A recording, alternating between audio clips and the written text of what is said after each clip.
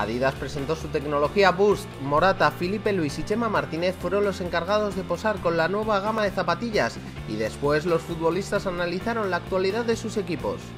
No, desilusión para nada. El año pasado yo creo que jugué unos 17 partidos aproximadamente y este año ya llevo 9 y yo creo que superaré la cifra del año pasado y todo lo que sea mejorar pues es bueno, seguir aprendiendo. Considero que soy joven, que estoy en uno de los clubes más importantes del mundo y que no tengo que tener prisa y que mi momento va a llegar y estaré preparado para cuando tenga que llegar.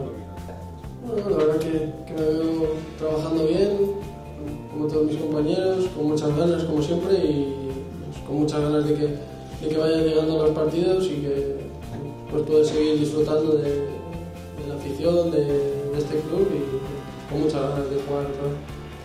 Sí, la verdad que estamos muy contentos con él, yo le veo entrenar y está ya a tope, está ya más que adaptado y lo está demostrando en el campo y es uno de los mejores jugadores del mundo que seguro que tiene un papel fundamental en nuestro equipo y en la Liga y en la Liga de Campeones.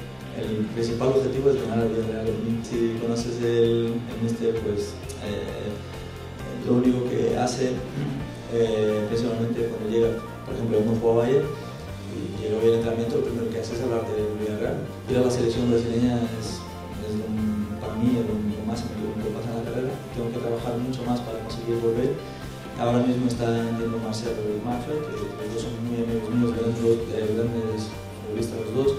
Yo creo que fue una decisión muy difícil que tuvo que tomar, que seguramente lo ha pasado muy mal en estas semanas que tuvo que decidirse o que tuvo todo el lío ese de que salía en la prensa todos los días.